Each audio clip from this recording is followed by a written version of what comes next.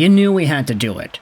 We are talking about, potentially, the biggest name who has entered the NHL trade rumor world over the past few weeks.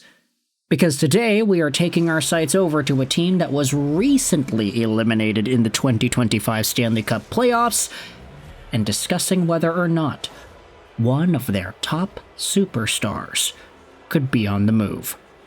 Now, you already know whom it is that we are talking about with this commentary because of the title, because of the thumbnail. You can see it all up on your screen here.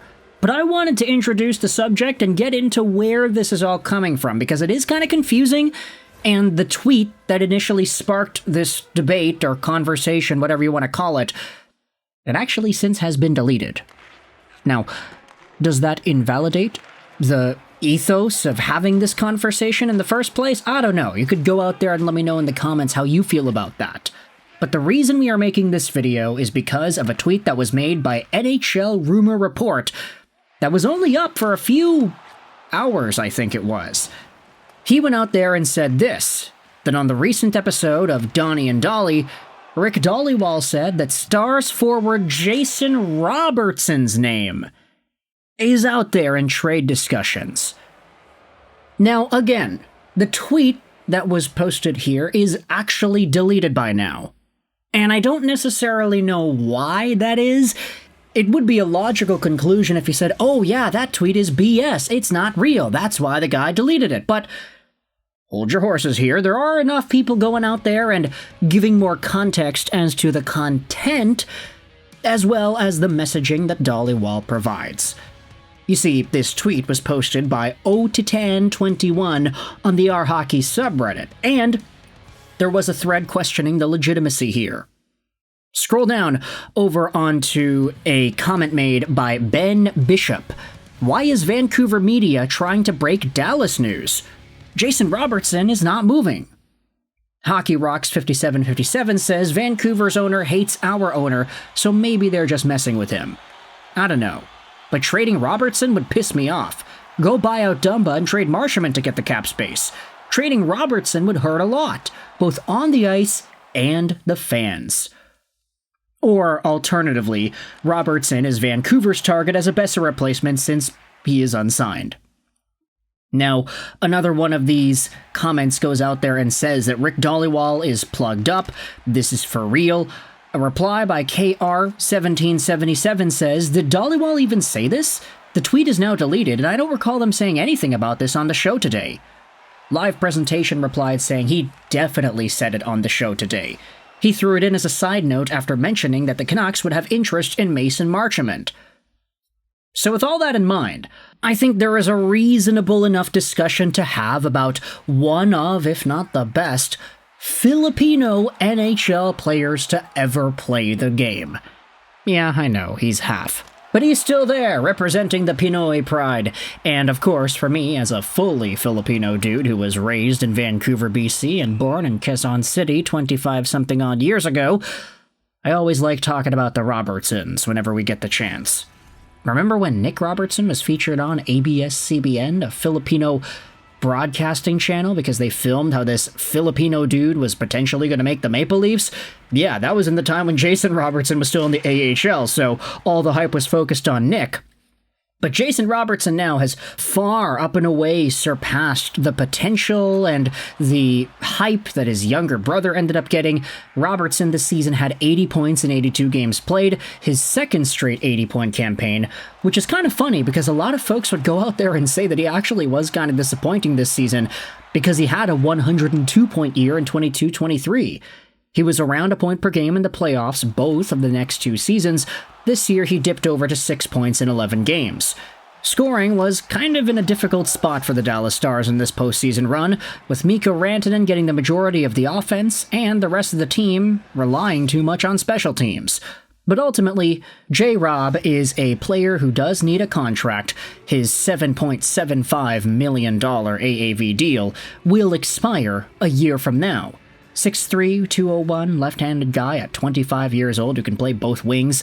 This is a player who needs that extension, and he probably can reach another level and gear of goal scoring. you just gotta hope that it brings itself back out there once again. Because he had a 46-goal year 2 seasons ago. This year he had 35 goals, which is not bad, but you know he's capable of more. The Dallas Stars have just been very deep with the Granlunds and formerly the Stankovens and the Rantanens and the Duchesnes and the Marchements and the Bens and the Sagans. They have a lot of guys that are good and that can produce. J-Rob is arguably the best pure goal scorer of the bunch. But if he needs a contract, and if the Stars are unable to put things together to give him that contract, is there any credence to the idea that Dhaliwal presents here? Let's read a comment made by Brickwall5. This is purely a cap issue given the Stars' contract situations with both he and Harley likely needing $10 million by 8-year deals. With that core 7 of guys, Mikko, Rupe, Robo, Johnston, Heiskanen, Harley, and Ottinger, that's like 65% of your cap, which is a lot. But you have a lot of mid to big contracts expiring in the next 2 years. Sagan, Lundell, Marchment, with probably 2 of those guys coming back at much smaller cap hits. Sagan likely in the $3 million range, Lundell in the 4s, a couple of contracts that need to be bought out or moved, like Lyubushkin and Dumba, and then some good young cost-controlled assets like Lian Bichelle, Maverick Bourque, Lundqvist back, and others. The way Nil has structured expiring and new contracts, it gives them some wiggle room every summer, and between backloading deals, bonus structures, AHL deals, and some guys I assume taking less to finish their careers in Dallas, it doesn't seem like too hard of a puzzle to solve. If I'm Nil, I'm chopping Marchment, Steele, half the defense, and running a journeyman plus an AHL call-up bottom 6 before even thinking about Harley and Robertson not being in the long-term plans. So, let's talk about some teams that could be in the mix here. Vancouver, oh yeah, give me Vancouver, baby. Let's see J-Rob in Vancouver. Imagine both of these guys, and Robertson and Elias Pettersson, being on the same team. Who is it that fans will get onto more? Okay, probably Petey, because he's making $4 million more than J-Rob is. But just the potential of how that could work, I could honestly see Robertson being some sort of an Andrei Kuzmenko number 2 like asset for Elias Pettersson on that wing. And if you have DeBrusk on a second line with whomever it is the Canucks play at second line C next season, and DeBrusk is still able to get going with 25 plus goals, if J-Rob gets up to 30, 35, 40 even, then all of a sudden the Canucks are back in it with some multiple-time top goal scorers. This could ultimately be what they need. Good, talented players who can put the puck in the net, right? You could also say the same thing about the Detroit Red Wings. You might have been wondering why we had Red Wings stuff in the title and thumbnail of this video. It's because this topic was brought up by the folks on the Red Wings subreddit, and it was discussed to a capacity that I think is interesting. A lot of folks on this post are going out there and saying that, yeah, if J-Rob is available, this guy would probably be a better fit than Marner.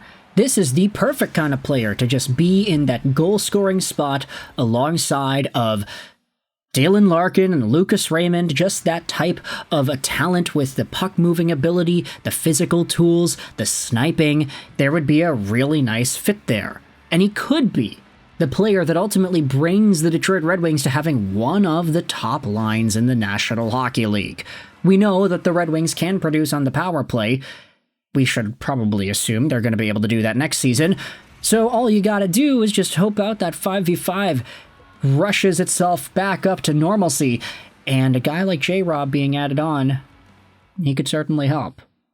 So, depending on what the trade price is, which we have no idea what that would be at this moment, he does have a year remaining on the contract, but he is so very good, although he was not as good as 2 years ago, so you can debate that his value might have actually declined.